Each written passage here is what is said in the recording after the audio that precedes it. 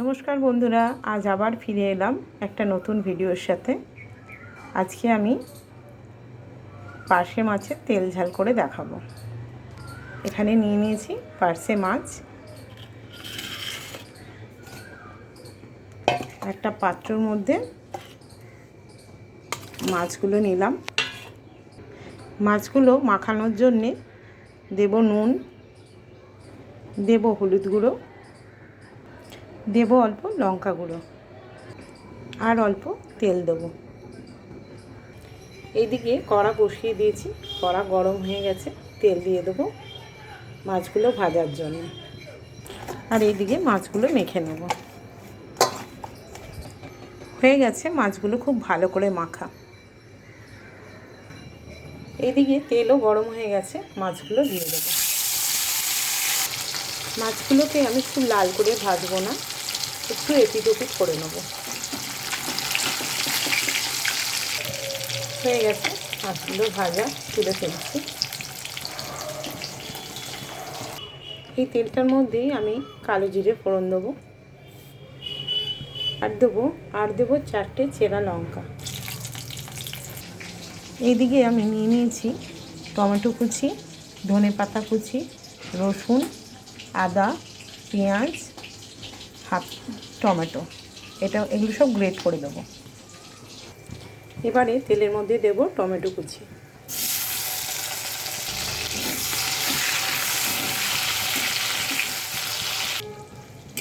টমেটোটা বেশ গলে এসছে। এবারে আমি গ্রেট করা মশলাগুলো দেব। পেঁয়াজ, টমেটো, রসুন, আদা একদম সামান্য, দেওয়াও যায় আবার নাও দেওয়া যায়।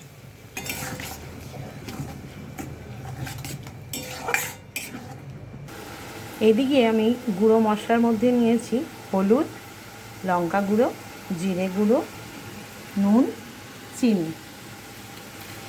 এগুলোকে সব একসাথে মিশিয়ে আমি একটু জল দিয়ে দেবো।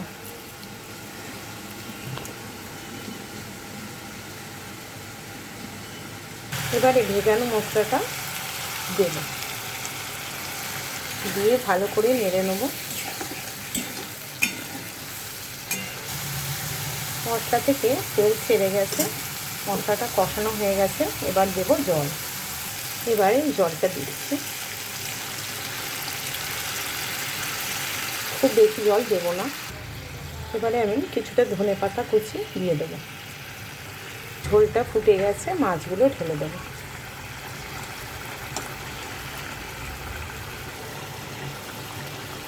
এবার একটু চাপা দিয়ে রাখবো, ঢাকনাটা একটু খুলবো, মাছগুলো একটু উল্টে দেবো। হয়ে গেছে পার্শে মাছের তেল ঝাল। এবারে নামিয়ে নেব। হয়ে গেছে দেখুন পার্শে মাছের তেল ঝাল। যদি আমার এই ভিডিওটি ভালো লেগে থাকে অবশ্যই লাইক, কমেন্ট, শেয়ার করবেন। আসছি আবার ঘুরে পরের ভিডিওতে। টাটা।